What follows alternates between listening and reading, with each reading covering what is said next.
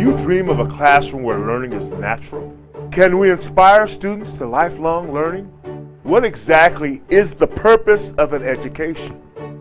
Inspiring students to be curious, independent, creative, innovative, deep thinking, confident, proactive, collaborative, determined, educated. Rise to the challenge of changing the world. This is teaching. This is learning. This is who we are. Welcome to the Tabletop Inventing Podcast. What is Riskology? What happens if you sneak through a police barricade in Russia? How can you find a marathon to run in Antarctica? And how does traveling help you solve problems? Don't miss the answers in today's podcast.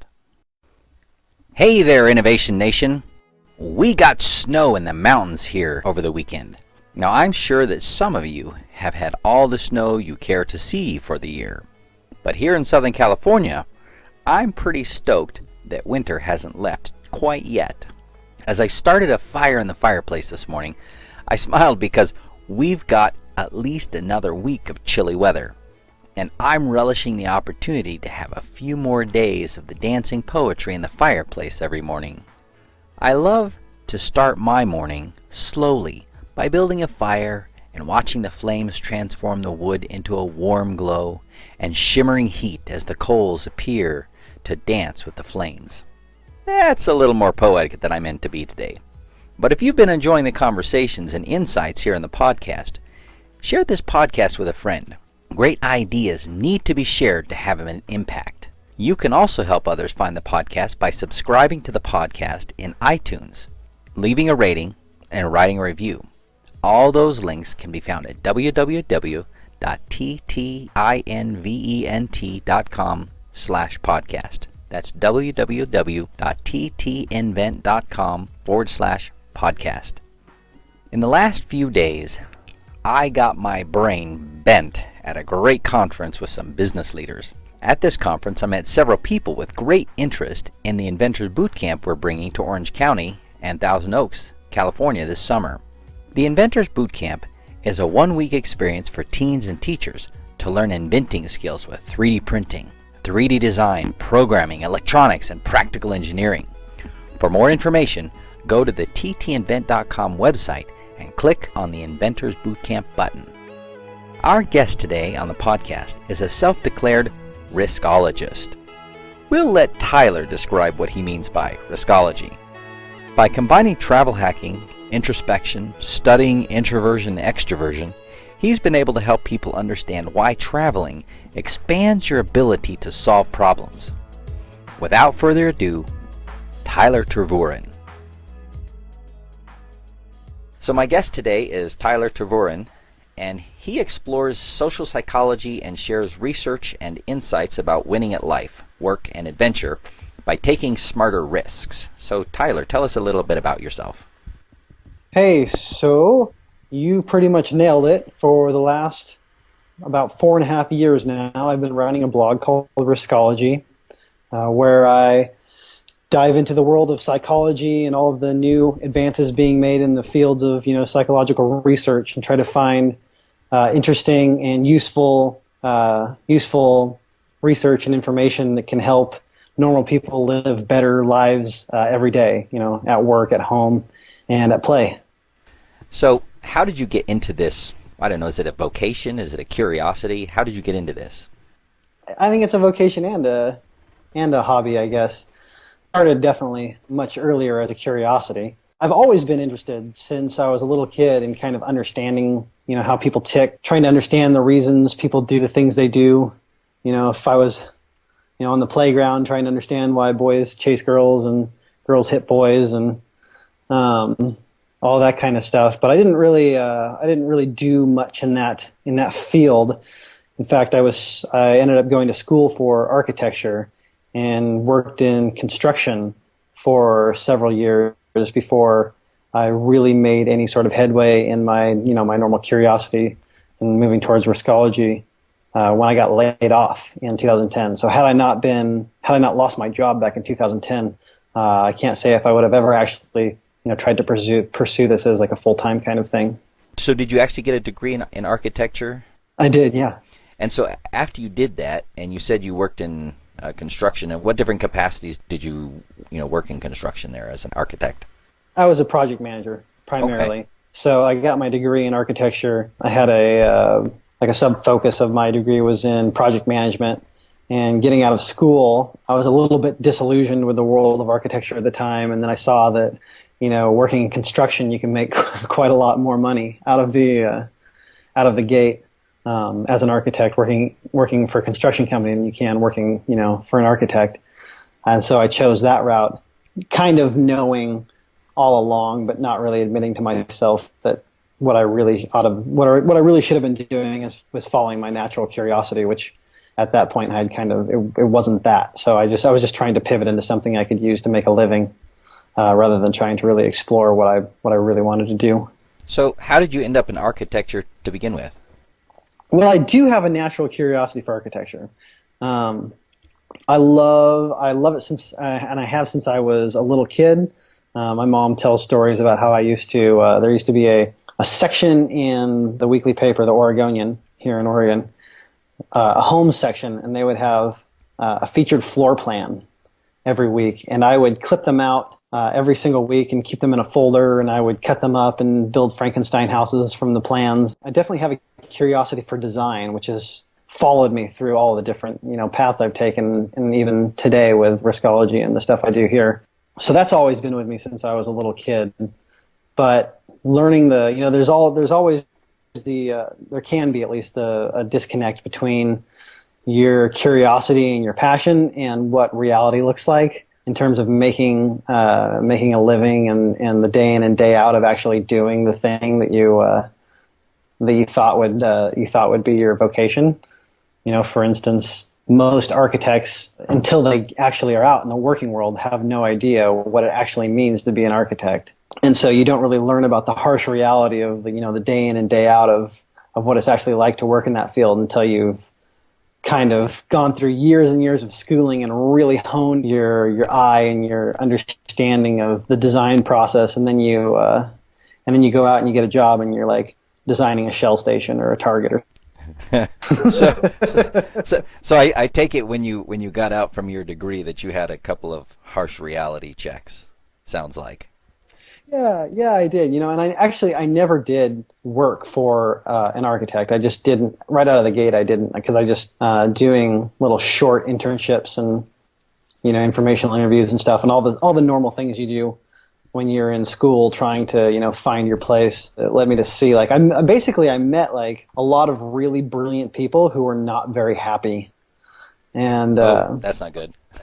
No, yeah, and so I kind of decided, and maybe if I had the knowledge today, if I had the knowledge back then that I have today of knowing you don't have to follow the prescribed path and do everything exactly the way it's laid out for you. There's many ways to become anything you want to and not do it the way that everybody else does. Maybe I would still be an architect, but I did not see that at the time, so I decided to split and try something else.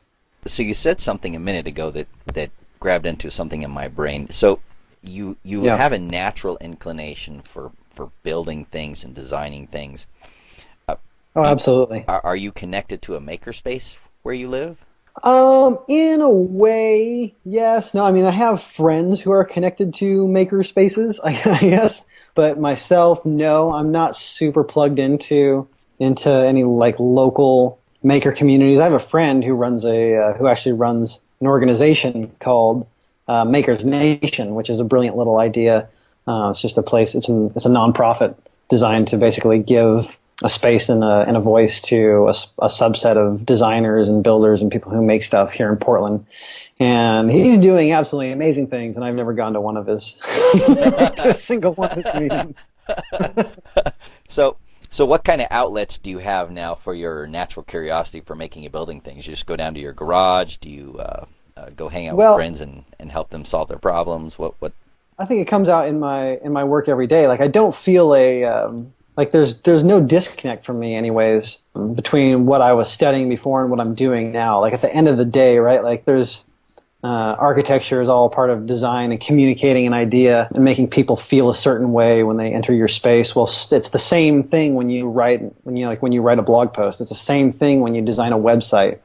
It's the same thing, when you do all of those kinds of things. When you boil it all down, it's just an attempt to convey an idea to people and make people feel a certain way and sort of understanding. And so I feel like I do that on a daily basis and in a way that kind of matches my own strengths much better than they did maybe as an architecture student. Now, you're a self-described introvert, and you have a blog, and I've seen a couple of, or at least one or two talks that you've given. So how do you reconcile this being a communicator and introvert? That's a good question, and I think that the answer is honestly there's a serious misconception about. So I guess maybe Steve, I'll ask you a question first. Do you consider yourself an introvert or more of an extrovert? Oh, I read your posts. I'm an introvert. Okay. But I do the same thing you do. So I'm learning about myself by reading your blog. Yep. So what you asked there was kind of a baited question. Maybe a little. Because there's a kind of a not a stigma, but I feel like most people feel like they understand what introversion is, especially if they're not an introvert. Like, it's easy to try to kind of classify people as either extrovert equals outgoing, talkative leader, someone who's always communicating. An introvert is someone who is very reserved, keeps to themselves, keeps quiet, doesn't isn't very social. And in reality, that's not actually the case. Like, the real designation between an introvert and an extrovert is where you get your energy from. So what numerous studies have shown us now is that extroverts are people who generally go throughout their day slightly understimulated. So if there's an optimal level of stimulation for every single person, the amount of aliveness you feel, like how awake and alert you are, extroverts go through each day feeling just slightly understimulated. And so they seek out people, conversations, relationships, groups, and situations to stimulate them to get to that level of optimal stimulation. That's what gives them energy and allows them to, do the things that they do and be happy and productive. Introverts, on the other hand, go through life and go through every day just slightly overstimulated, which means that, on the day-to-day basis, there's just a little bit too much going on. And so what we do is we actually seek out in order to energize ourselves and get the energy and the focus that we need to really perform at our best. We need quiet alone time. But that doesn't mean that we don't enjoy and find value in, connecting and making relationships and building strong connections, just in the same way that extroverts don't necessarily not enjoy, a quiet night to themselves, and alone time. It's simply a matter of where you get your energy from. So an extrovert can spend maybe, a good portion of all day, every day out connecting and talking to people and being a part of the scene, if you want to call it that. An introvert enjoys that just as much, but can't do it on the same sustained basis, right? We have to look at our social situation and kind of make judgments about where's the best place to focus our energy, because when we go out and do that, it's actually going to drain us a little bit, and we're going to need to go and be alone to recharge again. Just in the same way that an extrovert has to pick which days they're going to, stay in and not talk to anybody, because, once that day is up, they really need to get back out and start talking to people. So how is this idea well, I guess I should turn around. So how did you end up starting this Riskology idea, being an introvert? Because that sounds like something that might be a need to go seek stimulation. So reconcile those two things for us. I guess I never really saw it that way. I saw it more as the idea behind the site and the project is it gave my ideas, my research, everything that I wanted to communicate. It gave me a voice in a way that really matched up with my natural tendency. So I'm not the type of person that often goes out and is giving talks and going to meetings and things. But I can communicate all that same stuff through a blog, right? And through an email newsletter and through podcast interviews like that, like this, and other things like that, they're actually really perfect for me because they allow me to get my ideas and what I want to say out to the world in a way that that's really sustainable for me. And the lifestyle that comes along with that, I talk a lot about adventure and living an adventurous life and doing some crazy stuff. That all speaks to me very well because these are an adventure is something that you can enjoy with people or by yourself. There's many ways to have an adventure, and so I tend to choose adventures on my own. But once in a while, I also go out and do stuff with interesting things with friends and people I know. So, what is the core message in the Riskology website? Yeah. So the core message is that every single day, like your mind is working to solve problems, and you're taking risks every single day. Like no matter whether you're thinking about it or you're not, like your subconscious and your conscious is always at work, working away at something. So as long as that's the case, you might as well be as good at it as possible.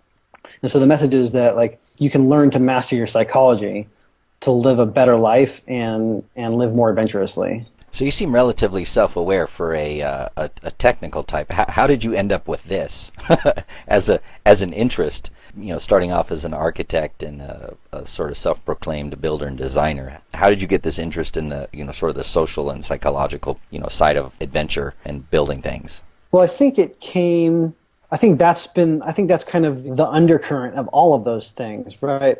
I think throughout my life, I guess you could kind of think of it as, we all go through life doing certain things and living certain ways, and sometimes we often don't look at ourselves. It's hard to self-analyze and say, I do this because I do this. It's easy to say it, but usually you're wrong, right? Usually your motivations are different than what you say they are. Oftentimes, but it's easy to look at maybe another person and say I see how they live. They do this every day. They spend their money on this. They really enjoy this, and this is their hobby. And you can kind of boil them down into a category. Their core. This is this person's core interest, and I can tell by the things that they do.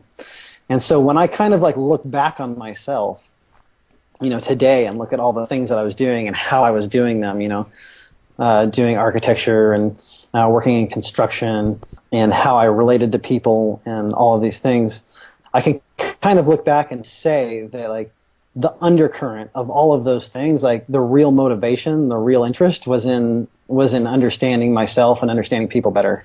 Interesting. That's an interesting journey to take to come to that realization. Now, since then, and maybe this isn't since then, maybe you can catch us up to date on this. You've done some really interesting and exciting things along the way. What is sort of the most exciting thing that you've done? The most exciting thing I've done. On a micro level, I snuck through a police barricade out in the mountains in rural Russia to go climb a mountain a few years ago. That was pretty exciting. That act in itself, not super meaningful, but pretty exciting. But that was on a mission to climb some mountains, and I've also run a marathon on every continent, which was a big goal of mine for 4 years that I finished last year. So, what was the last continent? Antarctica. Yep. There are marathons in Antarctica? There are, but I actually didn't. There's technically, I believe there's two, but I didn't run either of them. I got an opportunity to hop aboard a tourist vessel from Argentina to go for an 11-day cruise around Antarctica. And when I booked the trip through a friend of mine, I mentioned that I would also like to run a marathon while I was down there. And they said, well, I'm not really sure how that would work, but we can figure something out. And so what ended up happening was when the ship was parked for a day, I ran 243 laps around the deck in one of the bays there in Paradise Cove. Sorry. On the tip of northwest Antarctica, and so that's how I completed my marathon in Antarctica. Interesting. I guess I had never thought about running in Antarctica, but I guess that would be a little challenging. Yeah, most people probably don't think about running in Antarctica.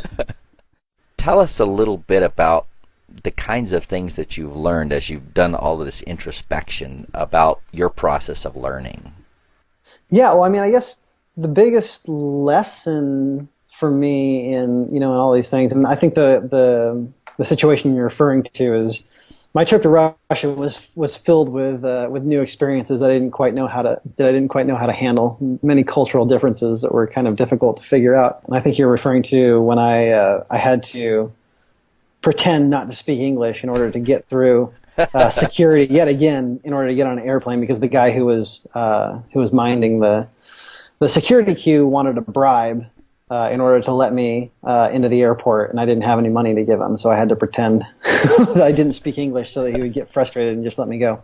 But I guess the biggest lesson I learned from that, and not really my theory or philosophy, but just kind of more, the actual science, is that the more and varied and perplexing experiences you have, the faster and better your brain gets at solving problems, right? Because the same problems all exist across the entire world, across many different cultures, but different cultures solve them in different ways. And growing up in one place and seeing the same thing over and over again, you get it in your head that there's one way to solve a particular problem. But when you go to different parts of the world, you see it being solved in many different ways that at first are kind of confusing and perplexing. But if you actually, look a little bit deeper, you see that there's actually a lot of thought goes into those kinds of things. And then there's quite a bit of reason behind it. And as you kind of collect these experiences, as you collect all of these, confusions throughout your travels, you start to put together a much more comprehensive understanding of the world, I guess, which allows you, when you come home and you confront a new problem, something you haven't experienced before, you're just prepared a lot better you have a lot bigger database, in your brain to draw from for ways to solve it than you did before you left. Do you know other, I don't know whether you call it travel hackers or people who do this kind of travel, and have you noticed that their ability to solve problems is different or more honed than someone who sits behind a desk all day? Well, it would be my own bias to think so, and I do surround myself with a lot of frequent travelers that I've just kind of generally find more interesting and, just a little bit more enlightened on, life, I guess, than, maybe the typical never left home, never wanted to leave home kind of personality. But I mean, it doesn't necessarily have to be my feelings about it even. There's lots of research to show, honestly, the way that your brain works is a little bit different depending on which part of the world you're from. And so, maybe there hasn't been a lot of research yet to say specifically, like, if you go to this place, you will learn how to do this differently, when you come home. But, as a human being, it's pretty intuitive that as you collect more experiences, you get a more well-rounded idea and understanding of how, I guess, humanity works, how to deal with people, how to solve difficult problems and things like that. I like that. That's an interesting perspective, and I have definitely noticed myself that traveling a little bit and getting out of my same visual situation, because I'm very visual, when I see new things, I tend to get new thoughts and new ideas. So I would have to resonate with that, I guess. Well, there's lots of research to show that you're often at your most creative when you leave your comfortable routine environment, right? So like, there's lots of studies that have shown how people come up with more creative ideas when they go for walks or when they are forced to be in a different environment than they're normally in. So that's actually pretty well proven. Well, I would like to take a left-hand turn here and ask you a couple of questions as we wrap this up. In an age where you can get the answers you need from Google or from Wikipedia or from YouTube when you need to go solve a problem or go read a blog somewhere, in your opinion, what does it mean to be educated in this new environment?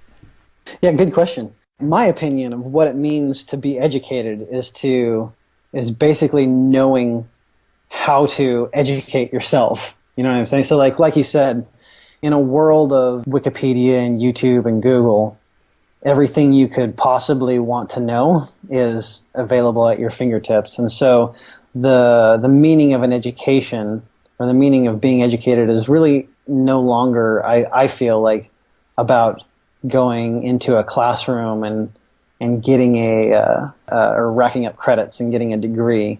Those things are all valuable, but really the value of an education is learning how to look for and how to interpret, information. Because even though there's Google and there's Wikipedia and there's YouTube, there's a gazillion gigabytes of data on everything, and not all of it is right and not all of it is good. And so knowing how to look for information that's both accurate and trustworthy is a really big part of being educated. Because when all of the information in the world is available to you, you have to know how to filter it. So the last question we like to end with is, what is the purpose of an education? So from your perspective, with the experiences you've had, what do you think the purpose of an education is? I think the purpose of an education is simply to live better and contribute something. So the purpose of pursuing an education should be to make you happier, enable you to, bring to life the big ideas that you have in your head, and also to understand how to make those things work in harmony with the world around you, so that you're not just bettering yourself, but you're bettering other people as you do what you do. So I like that, what you said about bringing to life the big ideas you have in your head. I haven't heard that one yet, but I really like that. Oh, good. Thank you, Tyler, for taking a few minutes to talk to us this afternoon. Before we wrap it up, why don't you tell our listeners how they can get in touch with you? Sure. So if you want to find me, I'm really easy to find. All you have to do is go to riskology.co, or you can do a Google search for Tyler Tervooren. Good luck trying to spell my last name, but if you get anywhere remotely close, you'll find all kinds of links to my site and interviews I've done and things like that. So I'm not difficult to find. Riskology.co is my home base, and everything you could ever want to know about me you can find right there. All right. Well, we'll link that up in the show notes. Thank you so much, Tyler, for taking a few minutes. Thank you. It's been fun. Have you been enjoying the Tabletop Inventing podcast? Have comments or questions you'd like us to address? Contact us, and we'll think through the comments and answer your questions here in the podcast. And be sure to let us know if you'd like a shout-out or to remain anonymous. You can share your comments and questions at www.ttinvent.com/podcast or by emailing us at podcast@ttinvent.com. Let's discuss your thoughts and questions. Join us again next time when we will again seek to answer the question, what is the purpose of an education? And as educators, how do we awaken the inventor in each of our students?